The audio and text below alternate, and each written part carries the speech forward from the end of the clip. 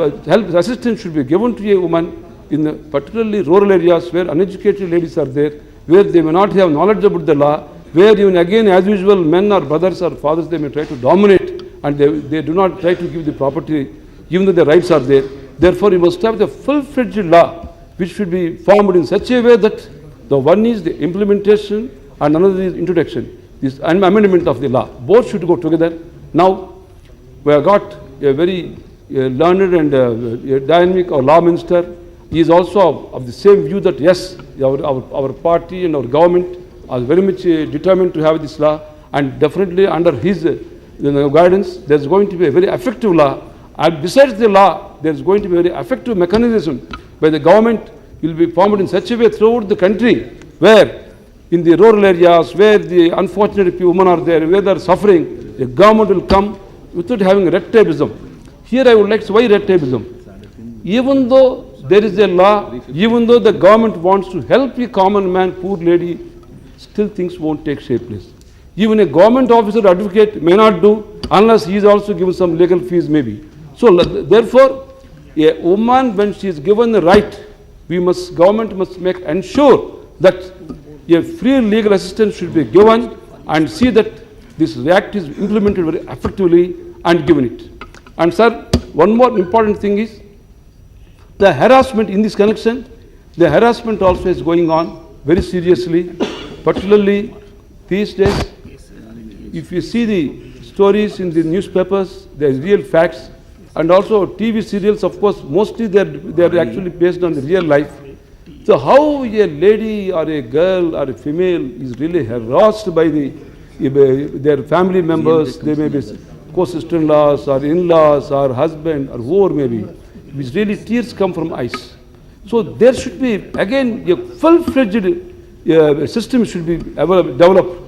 How to give the full protection for a female, for a woman. See, on one side, we give such a respect for a lady, and also even if you go to temple, goddess is so powerful, and even if you say that even all, as I told already in the beginning, even from centuries together, anywhere, we always say that the power is actually, the Srishti has come only from a Shakti only or a female only. Therefore, in conclusion, what my request is, number one is, the government should take steps to amend the law as early as possible and ensure that a uniform law is put up for all over the nation, and see that the equal right is given immovable and immovable properties also, which is very important. If movable is given, immovable is not given, no use, number one. So number two, after giving this act, government must make sure that this is effectively implemented, and there should be, a lady should be tutored in the rural areas and tribal areas and also in the backward areas and where uneducated people are there, that how a law is going to give them protection, and the police, local stations and local legal luminaries, the advocate should be given an opportunity to protect this woman's right. And lastly, I will be very happy if Honorable Law Minister, when he is giving a reply, if you give a comprehensive reply, when he is planning, when he is going to give, how he is going to give a uniform law for the entire nation, and what mechanism is going to introduce to have a very effective result. Thank you to all. Professor Saifuddin Sood. Mr. Deputy Chairman, sir, it is so tragic. In fact, I was not prepared to speak, but when I saw the subject, I decided at the spur of the moment only that I must speak. 26 minutes are left for the It is so tragic that a bill that should have come from the government, our progressive government, we are proud of this government, and it has come as a private member's bill. I am not raising the question on quorum. I did once in the 8th Lok Sabha with a heavy heart, because I found that many of us don't take interest in legislation. And on private members' day on Friday, the House is, I'm happy that Mr. Nariman has in fact introduced a bill to ensure that we pay attention to areas, particularly legislation. Now, it is very tragic that this subject has come after so many years since independence, and I must congratulate Ms. Kumkum Roy. Mrs. Or- Kumkum Roy, not All right, Mrs. Kumkum Rai, but even the miss doesn't convey anything wrong. To have got a bill here on the table which discusses the women's rights to share property. Why it has not happened? It is not understandable. And women are in difficulty. We talk of poverty line, we talk of poverty, we talk of backwardness in rural areas, but never pause and think within that backward bracket who suffers more. It is always the women. And the tragic aspects of what is happening with women comes to fore all the time, every week. The police reports and they go and organize a raid. And many of those girls are innocent. They have been moved and pushed by society. Yes, you are correct, it's a male-dominated society. There is never a concerted effort to do justice to women of India, who by natural law are 50% of the society. And when there is voting, and it is women who vote a particular government to power, because they come in very big numbers. Perhaps for some women, it is a sort of excursion to come out of the four corners of the house and go to the booth and vote. So we have been very cruel. I feel very chagrined inside my heart and mind that we are taking this very non-seriously. It's a private member's bill, and yes and no, and it will finish by this evening, and we must have forgotten about it. But I am saying something seriously, and I will be one of those who will urge the government to propose a measure before this house and the other house and get a law enacted for justice to women folk of India. And I belong to a minority community, and it is a double anguish in my mind and heart that so many Muslim organizations all the time talk of emotive issues and they want to do this and that for the community, but they are not interested. I don't know even one organization, including the Muslim Personal Law Board. We respected that board because of Maulana Ali Mian and people like Qazi Mujahidul Islam of Patna. But we cannot respect an organization because of some personality who are no more with us. They don't go into the question.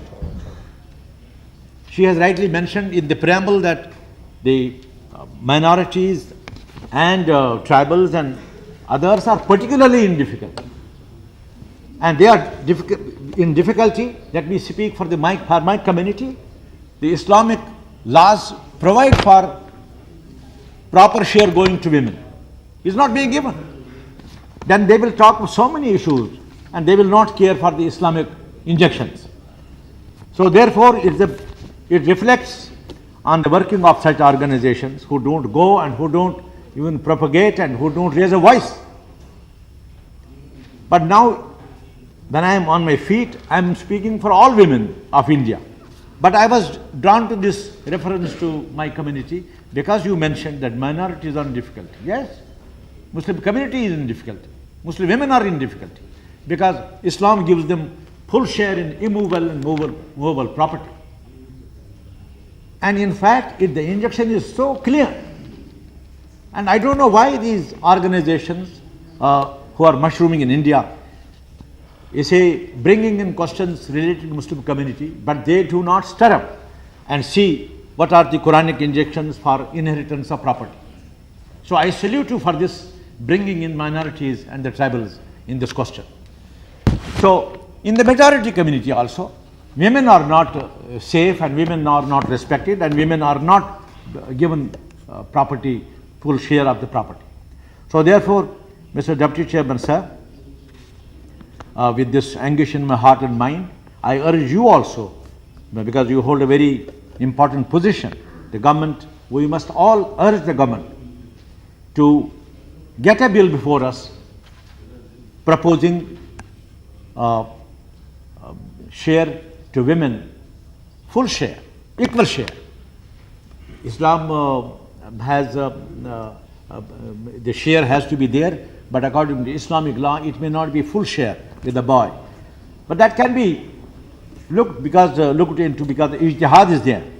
But as for a secular law in a secular country, we must fight for equal right for women, irrespective of caste, color, or creed and religion.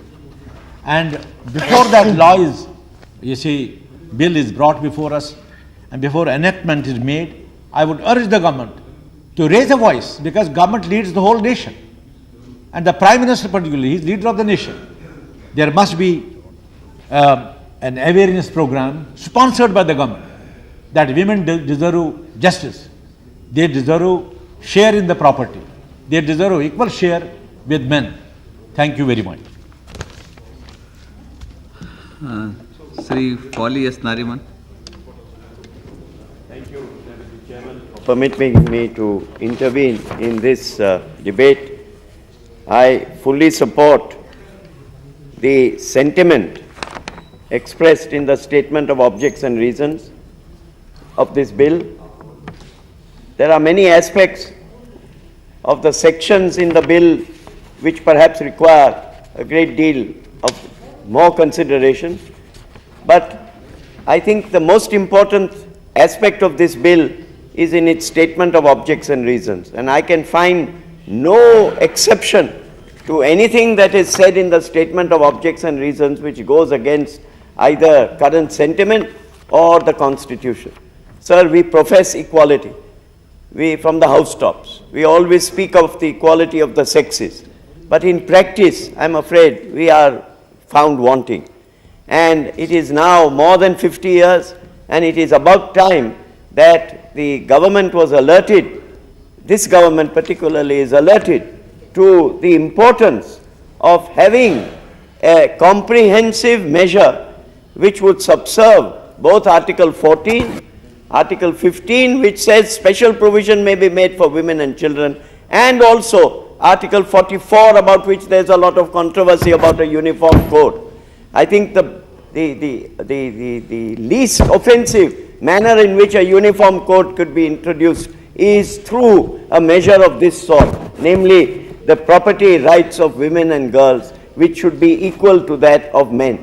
Because it is in our male-dominated society, which is absolutely correct, which is a chauvinistic society, in which we profess to pay a great deal of homage to the women and to the female sex, but as a matter of fact, in our actual attitudes, we do not. And it is time we changed attitudes. And that is why, sir, I support this bill, and I would urge upon the Honourable Minister to have a comprehensive legislation in the nature of the provisions stated in this bill. Thank you, sir.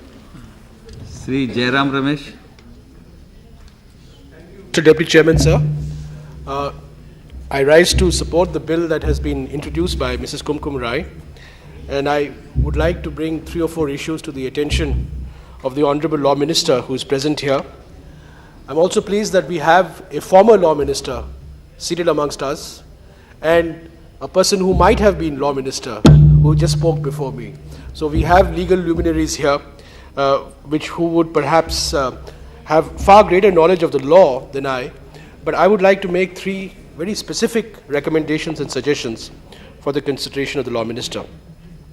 So some years ago, I think it was 3 or 4 years ago, the previous government did a comprehensive review of about 22 laws and tried to remove the gender discrimination in these laws. They actually had made specific recommendations. There was a very comprehensive exercise done by the National Commission on Women, by an interministerial task force.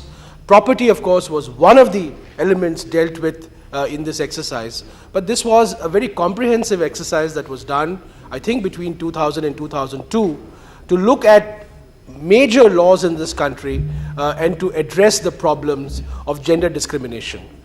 I think much of the homework has been done, and in fact in the Common Minimum Program there is a commitment to bring forward these changes in the laws as has been examined by expert groups, and I would request the Honourable Law Minister to take action on this very soon. An example of this, sir, this morning, if you recall, there was a question on declining child sex ratios in Himachal Pradesh.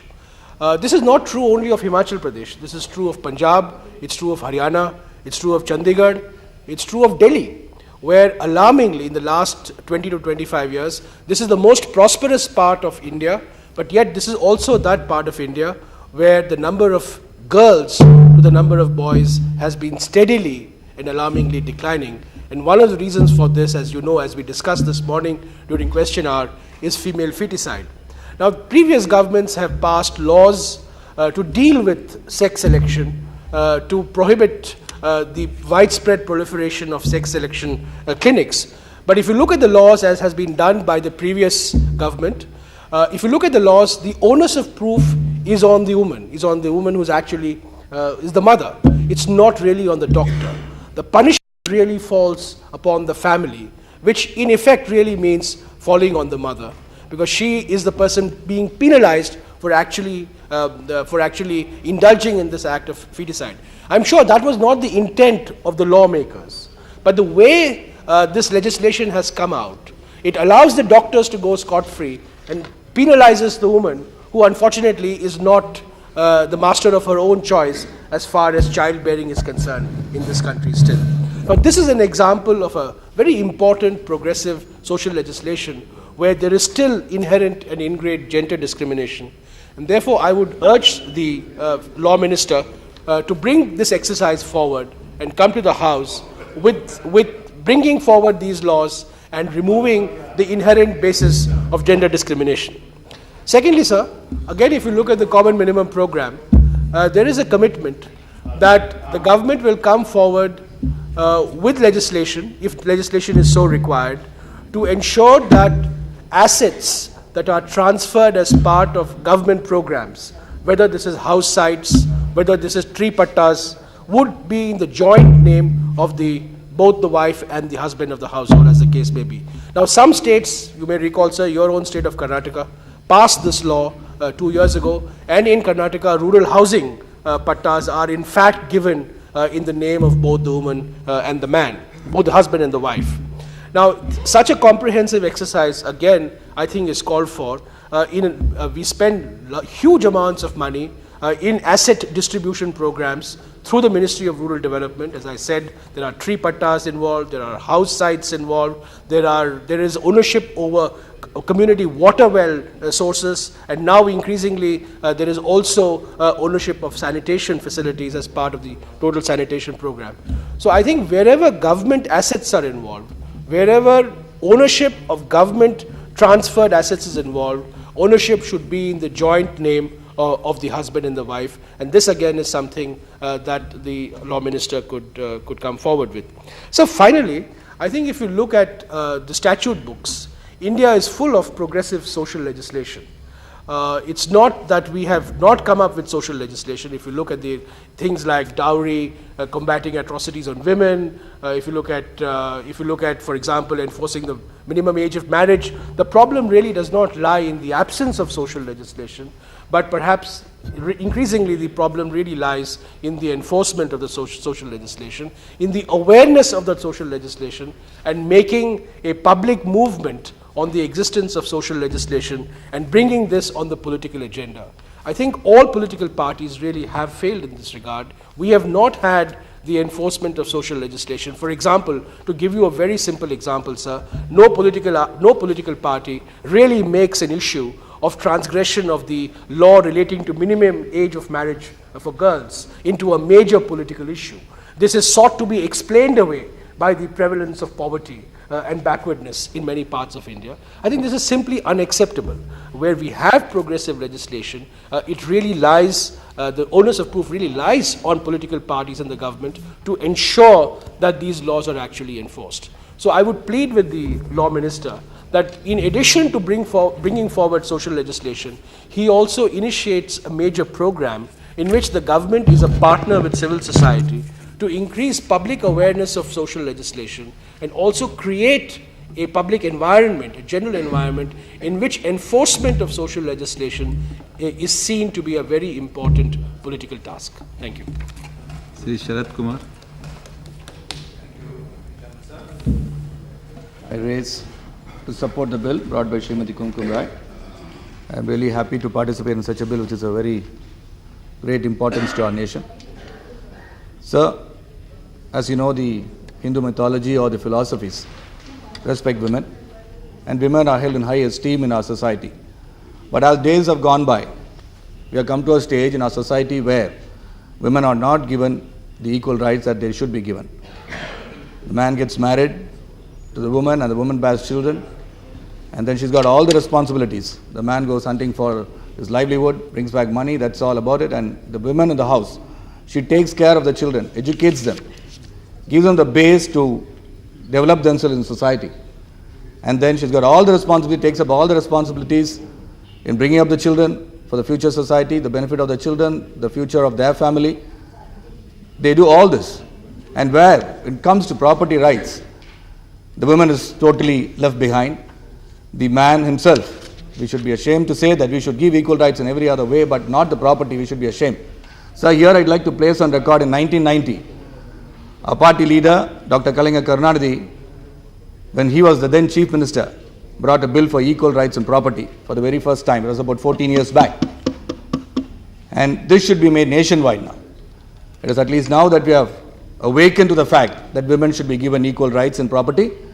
And clause 6 here very clearly mentions, I really appreciate Srimati Kumkum Rai, a widow shall have the following property rights. She very clearly indicates that she should have the right to stay in the deceased house. The husband is dead, the woman is thrown out, she is considered to be a second citizen as far as the household is concerned.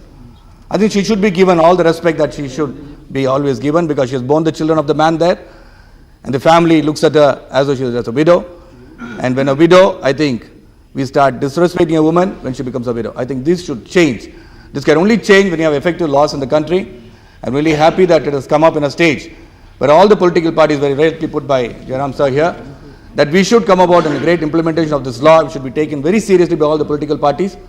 The forerunner being our DMK government in 1990, I would say that this should be taken up very seriously, and the women should be given the property rights.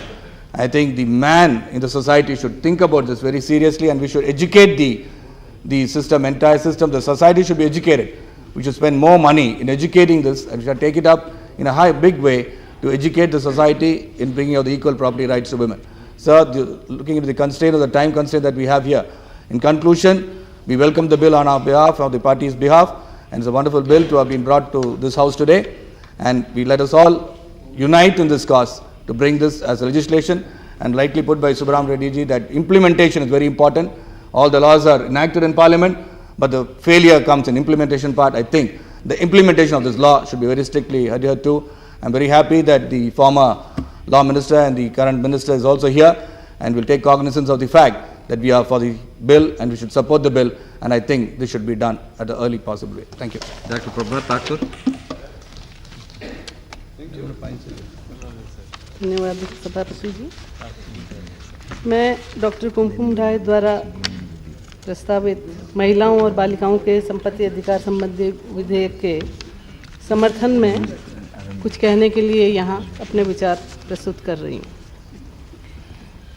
इस देश की संस्कृति में जहाँ ये कहा गया कि यत्र नार्यस्तु पूज्यन्ते रमन्ते तत्र देवता, जहाँ नारी का सम्मान होता है वहाँ देवता रमण करते हैं। जहाँ ये कहा गया कि स्त्री शक्ति स्वरूपा है, स्त्री देवी स्वरूपा है, और जिस समाज में स्त्री के माँ रूप की बड़ी महिमा कही गई, वस्तुतः अगर देखा जाए मान्यवर, तो स्थिति ये है हकीकत में कि स्त्री आज इस 21वीं सदी में भी बावजूद इतने सारे कानून होने के, इतने अधिकार, चाहे सरकार कितने भी संविधान में संशोधन करके अधिकार दें या उनकी सुरक्षा के लिए या अधिकारों के लिए नियम या कानून बनाएं, इतनी शिक्षा को प्रोत्साहन दिया जाए, बालिकाएं शिक्षित हो रही हैं, लेकिन फिर भी समाज में स्थिति आज भी महिला की बड़ी शोचनीय है।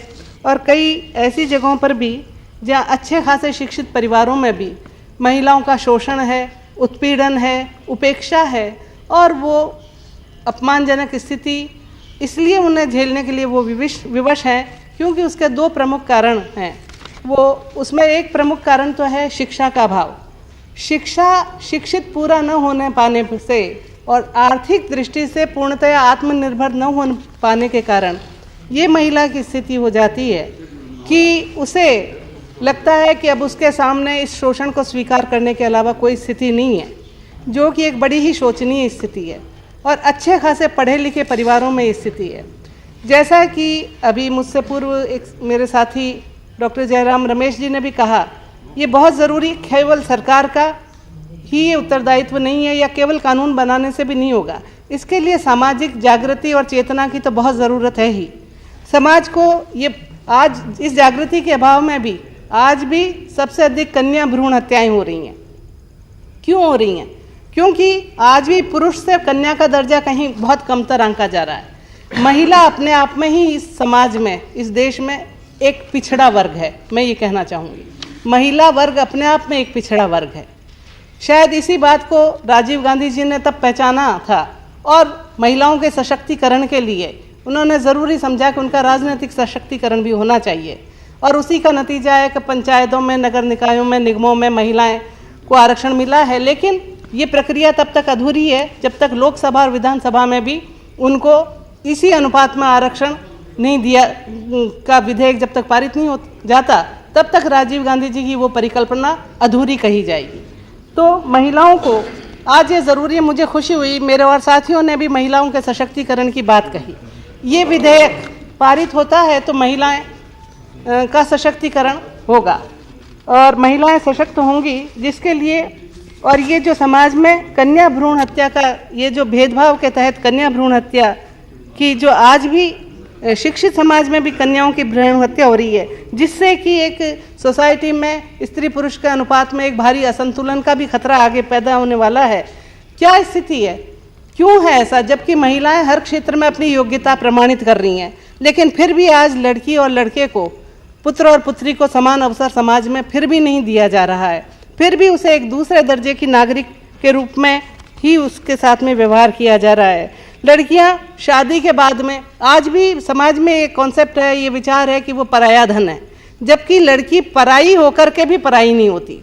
वो पराये घर में जाकर के भी वो अपने माता पिता के प्रति आमतौर पर अगर आज माता पिताओं से पूछा जाए तो वो लड़के से ज़्यादा, पुत्र से अधिक माता पिता के दुख सुख की चिंता पुत्री को होती है। फिर भी क्यों ये विचार है कि कन्या का जन्म नहीं होना चाहिए, कन्या भ्रूण हत्या का ही सिलसिला फिर भी क्यों जारी है? ये एक गंभीर समस्या है। इस स्थिति को समाप्त करने के लिए और ये जो प्रकृति है, अगर सामाजिक विकास करना है, आर्थिक विकास करना है इस देश में, तो दो जो पहिए हैं विकास के, वो एक पुरुष है, एक स्त्री है। एक पहिया जब तक कमज़ोर रहेगा, मान्यवर यहाँ कानून मंत्री जी भी बैठे हुए हैं, ये विकास की गाड़ी उस तेज़ रफ्तार से नहीं चल सकती जिस तेज़ रफ्तार से हम आज 21वीं सदी में इसके विकास की सोच रखते हैं। इसके लिए बहुत ज़रूरी है, जैसा मेरी बहन का विचार है, कि एक बात मैं ये भी कहना चाहूँगी, नौकरियों में आरक्षण दे दिया जाता है कई जगह महिलाओं को, 30% नौकरियों में, सरकारी नौकरियों में आरक्षण, लेकिन इसको सुनिश्चित नहीं किया जाता। मान्यवर ऐसा कानून होना चाहिए कि केवल कागजी कार्रवाई काफ़ी नहीं हो कि नौकरियों में आरक्षण दे दिया गया है, उसको सुनिश्चित किया जाना चाहिए कि वाकई 30% आरक्षण मिला है कि नहीं। क्योंकि लड़कियां, स्त्रियां नौकरी के लिए कई दर बदर भटकती रहती हैं, लेकिन पूरा आरक्षण के अनुपात में उन्हें नौकरियां नहीं मिल पाती हैं। दूसरा मैं ये भी कहना चाहूँगी कि पति की संपत्ति में स्त्री का चाहे चल या अचल संपत्ति हो, जिस दिन उसको बराबरी का अधिकार आप दे दीजिए, स्त्री घर में न शोषण होगा न उसका उत्पीड़न होगा, काफ़ी उससे मुक्ति मिल जाएगी, क्योंकि वो आर्थिक रूप से मजबूत हो जाएगी। तो उसके ससुराल वाले भी, उसका पति भी उसकी कदर इसलिए करेंगे क्योंकि वो देखेंगे कि ये भी कहीं आर्थिक दृष्टि से मजबूत है। ऐसी स्थिति में अधिकांश मौक़ों पर स्त्री उसके शोषण और उत्पीड़न से वो बच सकेगी। इसलिए सिर्फ केवल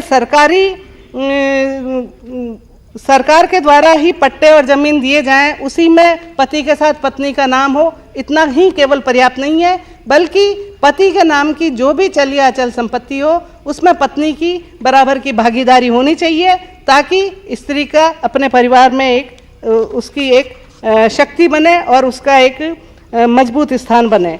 मैं बस अंत में इतना ही कहना चाहूँगी कि निःशुल्क शिक्षा की भी बात की जाती है लड़कियों के प्रति। लड़कियों को हर प्रकार की शिक्षा अधिक से अधिक निःशुल्क हो और साथ ही ये प्रचार प्रभावशाली तरीके से समाज में हो कि लड़कियों को कन्या भ्रूण हत्या का सिलसिला बंद हो। लड़कियां किसी भी प्रकार लड़कों से कम नहीं हैं। इस बात को मानते हुए उन्हें किस प्रकार कानूनी दृष्टि से और पितृ घर में और पति घर में भी वो आर्थिक रूप से और अधिक सशक्त हों, उनका सशक्तिकरण हो राजनीतिक और आर्थिक सब दृष्टि से, इस पर विचार करते हुए मैं ये प्रस्ताव करती हूँ कि इस विधेयक को पारित किया जाए। धन्यवाद। धन्यवाद doctor Thakur. Shri Arun Jaitley. Sir, let me first of all congratulate Dr. Kumkum Rai for having introduced as a private member's bill a very progressive piece of legislation. As Mr. Jairam Ramesh was just mentioning, over the last few years, ever since this campaign for equality in terms of property rights, equality in terms of various rights as far as the women in our society is concerned, this campaign has built up. There has been a periodic review in the society itself as to the kind of changes which we require to bring about in the system. There are broadly two challenges before us. The first challenge is that have we kept pace with the changing times and updated our laws to bring about and actually confer the right of equality? And the second challenge really is, even through legislation, when we are able to implement the principle of equality, is the social environment of the society still accepting those legislations and implementing those legislations? Let me start with the second point first. It was in the late 1950s that the amendments to the Hindu law were made. In those amendments, several rights of equality in terms of parental property were conferred upon the Hindu women. Even today, 45 years later, we still find that the social environment of the society has not readily implemented what has been the mandate of the laws made by this parliament. I therefore feel that there has to be a two-pronged attempt. One attempt, of course, is to keep the changes in the law with the pace that it requires, and the second is to create an adequate social opinion in the society where social pressures to implement those laws are also increased and implemented. Sir, I've always believed, and that also is the mandate of our Constitution in Article 13, Sub-Clause 2, that all laws should conform to rights conferred by Part 3 of the Constitution, that is the constitutional guarantees. Now, when the mandate of the Constitution is that all laws must conform to the constitutional guarantees, somehow we have kept, because of the constraints of our system, personal laws outside the ambit of those laws which are required to conform to the constitutional guarantees. Even judicial opinion, which had a great opportunity to accept this principle that when all laws must confer to fundamental rights, the right to equality, the right of women to live with dignity, why is it that personal laws we were able to keep out of the system and even judicial mandate did not so require? I think one of the greatest challenges for India in the years to come is going to be whether both the parliamentary system and our judicial system will bring even those laws within the conferment of Article 13 itself and enforce the principle of equality even as far as those laws are concerned. Once we are able to achieve this, one of the necessary consequences that will follow, that we will be putting on the roadmap the right to equality, the right to dignity as far as our women are concerned. You require education and educational standards to improve for women if we are to confer a sense of dignity to them.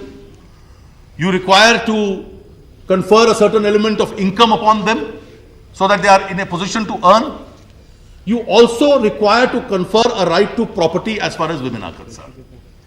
Now, one of the arguments which is raised, has been raised traditionally as far as the right of property is concerned, and this is one of the reasons why we have been lacking in our effort to confer this right, that if this right is conferred upon women and they get married, this will lead to bifurcation and trifurcation of land holdings and therefore will face resistance as far as a large number of sections of the society are concerned. Now, we have 5 states in India, the 4 southern states and the state of Maharashtra, which in relation to the undivided Hindu family has already implemented certain radical reforms. and the kind of resistance which the 4 other states are the 4 southern states. In fact, Kerala has gone a step ahead of the other 3 southern states itself in implementing those reforms. And once those have been legislated in those 5 states, the kind of resistance at times which we anticipate which may be faced certainly was not faced in those states. But the second challenge which still remains is that even after having brought the legislation to that effect in those 5 states, that's Maharashtra and the 4 southern states, the implementation process of that legislation has been somewhat slow. And therefore, sir, when Dr. Kumkum Rai has introduced this piece of legislation, I have just 2 suggestions to offer as far as the Honorable Law Minister is present here for him to consider. The first is, one of the big problems that we had been facing in our courts of law, particularly in relation to women who were not being maintained, is the absence of adequate standards of maintenance and the expeditious grant of them. Now, over the last few years, laws were changed to improve the quantum and also to provide for certain advisory guidelines in terms of time frame so that it could be implemented quickly.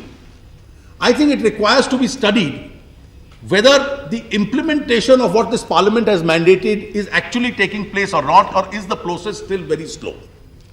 The second factor, and I think when I see the text of this legislation, which is inbuilt in the spirit of this legislation, is how do you give a relief or a right, I don't even want to use the word relief, give a right as far as property is concerned. Now, the right to property maybe has been evolved world over in different ways. There are countries which considered the husband's house and jurisprudentially expounded the concept of the husband's house as being the matrimonial home. So it really belongs to both the wife and the husband together. Alternatively, how is it that either in the parental property or in the in-laws property or the husband's property or in both, some legislative changes to ensure a mandatory right for women, that is, tomorrow if she becomes a widow, tomorrow if she becomes separated, tomorrow even if she is having a happy married life, and I hope most women do have that, if she is living in her husband's house, at least she lives there with a sense of dignity that I can't be thrown out at somebody's will. Now, once this is mandated by law itself, slowly but surely, it will take time, that has been our experience in 1957, slowly but surely, the social acceptability of this in the years is going to come. The question which I had raised about the reforms which have been made in the 4 southern states and Maharashtra, which have still not been made in the rest of the country, I would urge the Honorable Law Minister, if we would seriously consider referring this issue for some debate and a recommendation to the Law Commission itself. And the reason I state is that the whole concept of family structure in India is undergoing a change. 50 years ago, the concept of larger families, joint families was very prevalent. With each day which is passing by, this concept is getting gradually eroded. Now, therefore, allowing this concept to remain for the purposes of excluding the right of a woman in those areas, in the property rights, I think is a question which, on account of the changing socio-economic environment today, would also require a reconsideration. Secondly, sir, there are also still some legislations which have been discussed in the past in the government, in this parliament, where changes are required in property laws, in succession laws, where some aberrations to the principle of equality still remain. For instance, even when the property is not an ancestral or an undivided property, but just a joint property in which a Hindu lady has a share, she may have a right, but she is still prevented from enforcing a partition of that property and enforcing her share in it. It's only when the male members decide to partition it that she will get her share. Now, in the year 2004, does it or does it not require a reconsideration whether such a law should remain on the statute book? And I therefore go back to where I had started from. If each one of these principles we now start testing on the principle of equality, on the principle of dignity, these are rights which we have to confer on women. I don't know what Mr. Nariman suggested, that let's have a larger comprehensive law which deals with all this, whether that's so easily possible or not. If that were possible, all of us would be too happy about it. But even if that is not possible, each one of these laws which still remain an aberration to the rule of equality, if we can really review them and think in terms of making a forward movement in some of them, I think we would be leaving a considerable amount of impact as far as the right to equality and dignity for Indian women is concerned. Sir, thank you very much. Let me again congratulate Dr. Rai for the...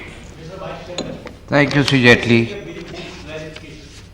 I do not know whether you can give your name to speak. No, I have already spoken, but Yes, I would sir. like, he was our law minister, so I want to seek a clarification very briefly.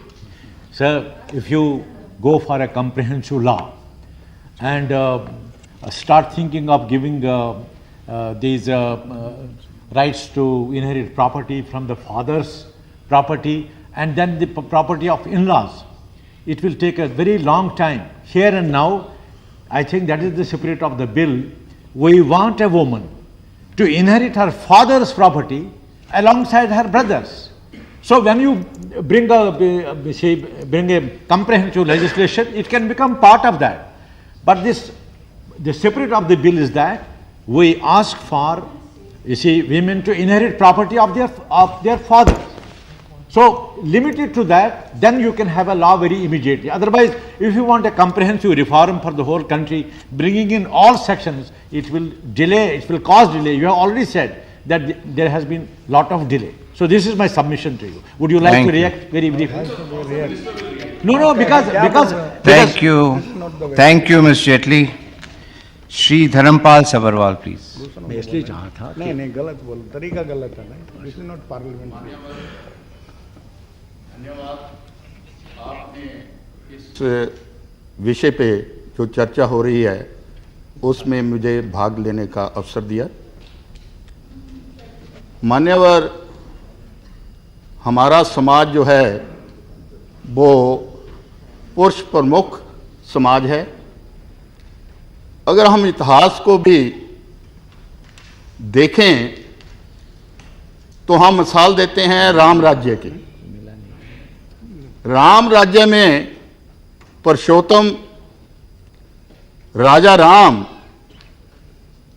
जिनकी धर्मपत्नी सीता माता, वो वनवास के समय में भी उनको वनवास नहीं हुआ था, वनवास रामचंद्र जी को हुआ था, लेकिन उसकी सेवा के प्रति वो जंगलों में भटकी और तरह तरह के दुख उठाए।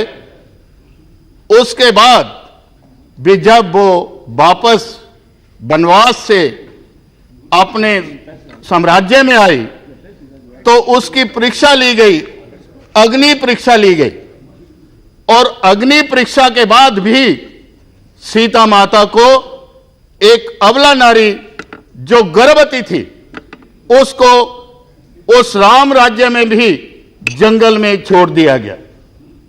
यहां तक ही नहीं, अगर आप महाभारत की तरफ देखते हैं तो द्रौपदी के साथ जो अत्याचार भरी सभा में हुआ उससे हम सभी जानते हैं।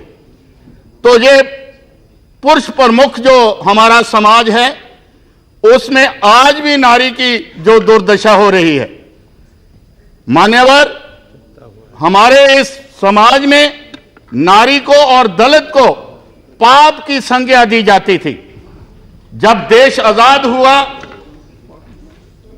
और इस देश को चलाने के लिए भारत का संविधान बना और उस कमेटी के चेयरमैन डॉक्टर अंबेडकर साहब को बनाया गया और उसमें सबसे पहले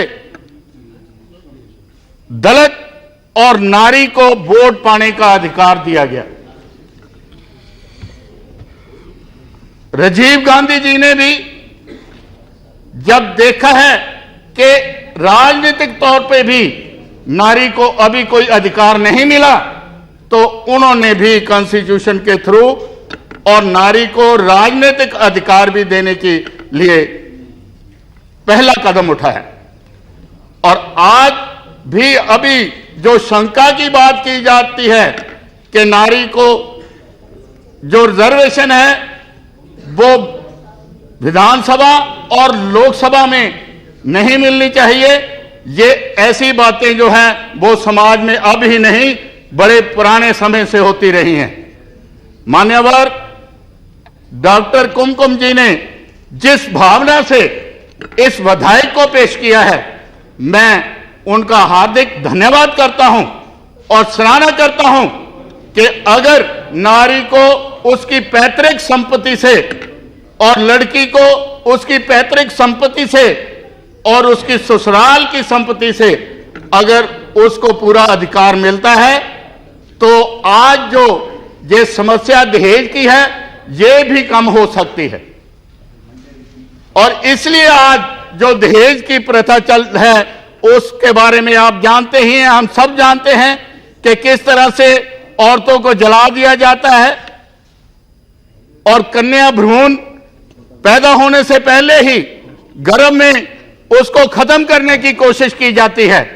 तो इसलिए हमारे कानून मंत्री जी बैठे हैं। मैं आशा करता हूं कि जब कभी भी कांग्रेस सत्ता में आई है तो उन्होंने नारी के लिए आगे कदम बढ़ाए हैं और आज हम उस पुरानी प्रथा को खत्म करते हुए आप कानून के अधिकार से औरत को और कन्या को अधिकार दें ताकि उसको अपने भाई के समान उसकी पैतृक संपत्ति से बराबर का अधिकार मिले। मैं इन्हीं शब्दों से इस विधेयक का समर्थन करता हूं और आशा करता हूं कि सभी जितने हमारे वक्ता बोले हैं, जितने मान्यवर मेंबर बोले हैं, उन्होंने इसके पक्ष में बड़े जोर से कहा है और मैं आशा करता हूं कानून मंत्री जी से कि वो इसको जल्दी से जल्दी इसको पास करके लाएं और ताकि ये नारी का जो अधिकार छीना जा रहा है उसको अधिकार मिल सके। धन्यवाद। धन्यवाद सबरवाल जी। Shri Sharad Joshi. Chairman, I must express my sense of gratification to begin with at the fact that this afternoon on this particular subject so many members have taken part in the debate. Certainly women attract more attention than the situation of the farmers does, because last time we had a debate on the farmers' situation, there were hardly 10 members present here. So women are certainly not the most neglected sector as it is. I must say that the overall consensus of the debate has been that everybody had only praises for the noble intentions of Dr. Kumkum Rai. As stated in the objectives, she really intends to remove the disparities about property rights. The debate has started from female feticide to the differential treatment that the girl child receives, to the differential treatment in respect of education, etc. I think we should confine ourselves to the basic purpose of the bill, that is removing the differences in the property rights. And I have some reservations, Mr. Chairman, on this subject for the reasons that have already been expressed by Mr. Jayaraman. We have far too many legislations for social reforms. Right since the days of Dr. Manmohan Rai, everybody thinks that the best thing to do in order to bring about a big improvement in the society is to come to the legislature, prepare a document, call it a bill, have the law passed. What has happened, as Jayaraman said, to the Consent Act, even in my region, in Maharashtra, a relatively progressive state, 70% of the marriages taking place in the rural countryside happen below the age of consent. What has happened to the Anti-Dowry Act? Dowry continues to be a prevalent practice all over. So I think the question that raises is legislative peace the best way of bringing about the desired results? We find that when social reforms are thrust over the society before it is ready, often it results in corruption. A good example would be prohibition in Maharashtra, the state of Maharashtra. The prohibition in Maharashtra resulted in corruption and inefficiency of the police department, and a department which was once compared with the Scotland Yard in London is now treated as one of the worst police departments the world over. Similarly, laws about the dowry and consent have resulted not only in overburden of the implementation machinery, but often it has resulted, and let me warn those who work with women's associations, that often those acts have resulted in the corruption and malpractices in the women's organizations themselves. Now, coming to the piece of legislation, I would say that with the best of the intentions, legislation is one thing and intentions is quite another. In this particular legislation, it's a private member's bill. It could not be as comprehensive and as complete and as waterproof as a bill prepared by the law ministry could be. But there are certain obvious glaring mistakes or lacuna here which I would like to point out. For example, in India, in many of the tribes, the rights enjoyed by women are much more than contemplated, let's say, in the Hindu Code Bill or even in this piece of this bill. At the time of the Hindu Code Bill, we had a problem, and the case went right up to the Supreme Court to decide whether the tribals are to be considered as Hindus. Now, in this particular thing, we have not taken into account, as Mr. Sos pointed out, the practices and the laws prevailing in different communities. We have not taken into account the differences that arise in the patriarchal systems and in the matriarchal systems. In the property right, it is the patrilocality and the matrilocality which is of most important. The situations in which women go to the husband's place, and there are situations in which the husbands go to the wife's place, the property relations are entirely different. I would say that this kind of a legislation this kind of a bill ought to have been more carefully prepared. And as Mr. Arun Jaitley pointed out, the question still arises if the time is ripe to bring in such a piece of legislation without causing further harm to the implementation machinery. Thank you. Thank you, Joshi Saab. Now, before I request the Honorable Minister to speak, may I have the permission of the House that Sri Narayan Swamy may preside over the House? Do I have the permission of the House? Yes? Mr. Narayan Swamy. He is a senior member. He has always done this earlier. Double permission. Thank you.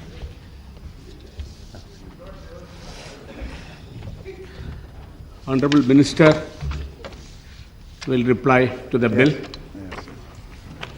Sir, I am very grateful to Mrs. Kumkum Rai, who has introduced and got this important bill debated in this House. And there are no two opinions that this is the most laudable objective which we have discussed. And slowly but steadily, a consensus is emerging world over about the equal rights of ownership of assets in favor of women at large. And India is no exception. There are no two opinions also about the Indian civilization recognizing the highest status in favor of women. One of the honorable members has quoted from the scriptures that where women are worshipped, the gods reside there. This is indeed our tradition in Indian civilization, and we have been following it. But sir, society is never static. It has been changing for several reasons, local and sometimes because of the outside influence. So changes do come in society, and the society is influenced by those changes. But the fact remains, no Indian can say that women are to be respected and they have been given their due share in the belonging to the society, in the family. As a matter of fact, it has been happening so. But there is also a fact that in India, particularly in Hindus, the society was dominated by male. The very concept of HUF, undivided Hindu family, the Karta, the head of the family, and he dominated every big and small. But that is no longer the practice.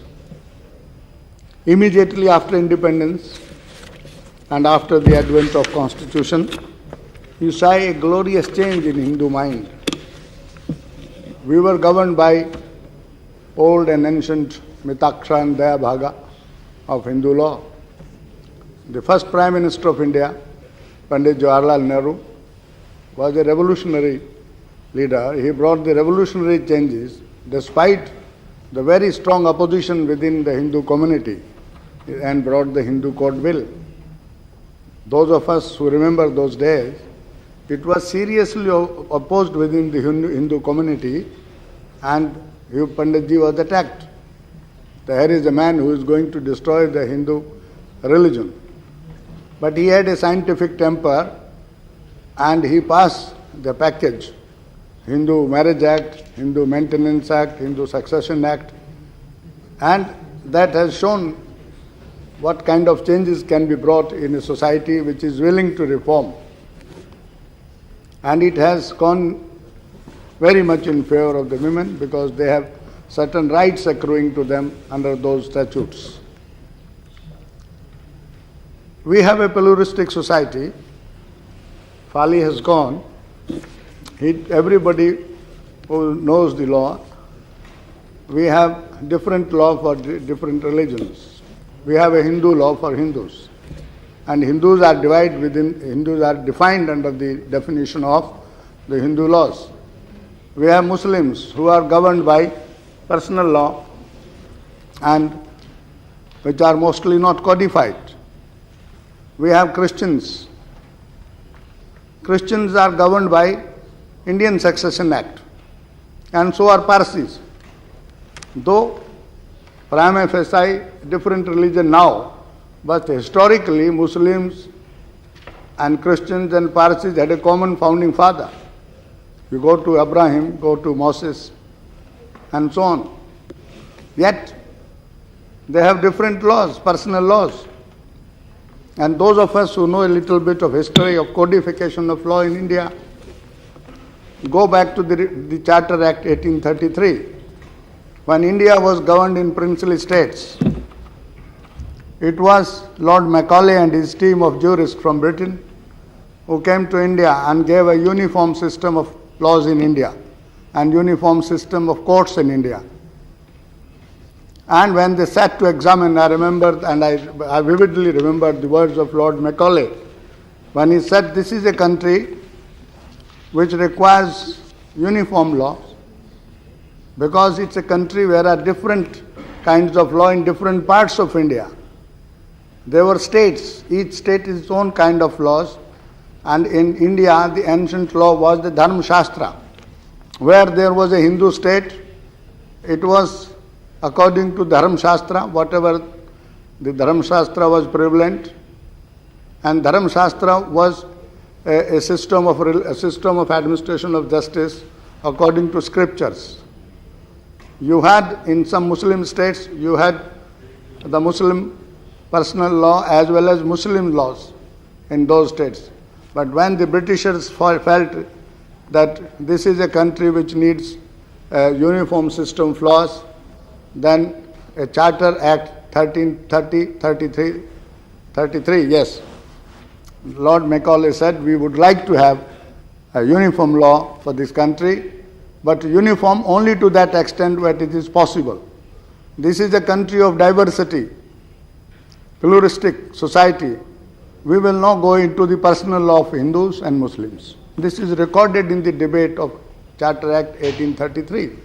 So, from that time onwards, our country has been governed by personal law of all religion dominations. Pandit Nehru was a great visionary when he brought the concept of Hindu Marriage Act. Most of us, our community of Brahmins, revolted against us. But he did it because he thought that it is necessary.